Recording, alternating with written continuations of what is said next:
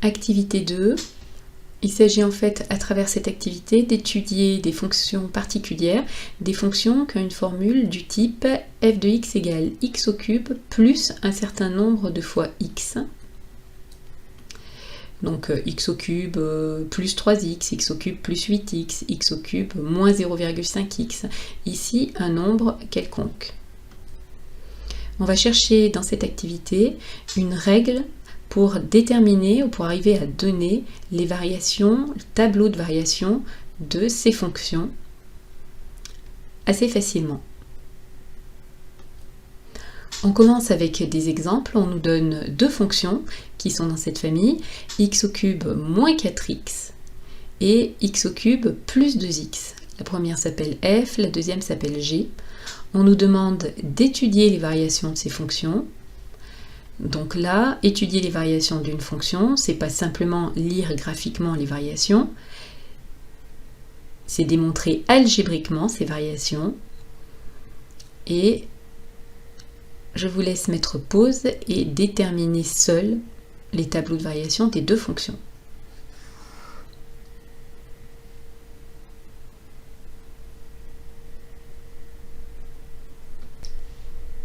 Alors, on regarde ensemble, on commence avec les variations de la fonction f.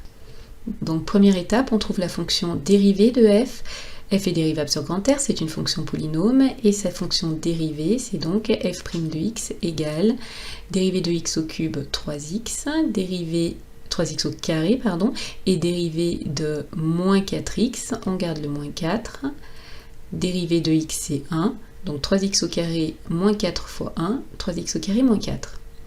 Ensuite, il s'agit d'étudier le signe de f' de x. F' de x est une fonction du second degré. Pour étudier son signe, on identifie a, b et c. On calcule delta en faisant b carré moins 4ac.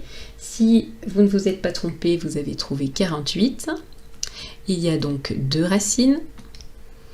On calcule ces deux racines, x1 x2, en faisant moins b moins racine de delta sur 2a et moins b plus racine de delta sur 2a. On trouve moins de racine de 3 sur 3 et de racine de 3 sur 3. Ça nous permet de pouvoir construire le tableau de signes et de variations des fonctions. On installe nos deux racines. Le signe de la fonction dérivée, c'est signe de a sauf entre les racines. A vaut 3, donc je mets plus sauf entre les racines où on aura moins. Et on en déduit les variations de la fonction. Quand la fonction dérivée est positive, la fonction est croissante. Quand elle est négative, la fonction est décroissante. Pour compléter ce tableau de variation, il nous reste à chercher les images par la formule de f des valeurs qui sont là. On met toujours les valeurs exactes. On utilise la formule de f et on trouve 16 racines de 3 sur 9 et moins 16 racines de 3 sur 9. On peut vérifier si ça nous semble cohérent avec la courbe de la fonction f qui était donnée à côté. Ensuite, on donne les variations de la fonction g, ça va être plus rapide. La fonction g est dérivable sur grand R, sa dérivée est donc dérivée de x au cube 3x au carré, plus dérivée de 2x, plus 2 fois 1, 2. C'est une fonction du second degré dont on va étudier le signe. On identifie a, b et c, 3, 0, 2. Et quand on calcule delta, b carré moins 4ac, cette fois-ci on trouve moins 24. Alors on va pouvoir donner le signe de la dérivée.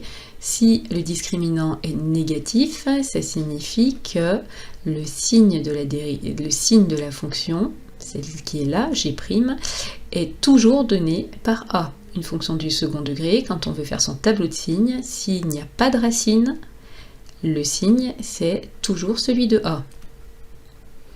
Donc ça signifie pour nous que entre moins l'infini et plus l'infini, on ne met aucune valeur. Et ici, on met simplement le signe de a qui est 3, donc positif. Notre fonction g, si le signe de sa dérivée c'est seulement plus, est croissante. Donc on s'aperçoit qu'il semble y avoir deux types de variations possibles pour nos fonctions. On a fait un premier tableau de signes avec une fonction croissante, décroissante, croissante. La courbe ressemble à une sorte de S. Et un deuxième tableau de signes avec seulement une flèche qui monte, une fonction croissante. On va essayer de déterminer dans quel cas de figure on a ces tableaux de variation et trouver une généralisation.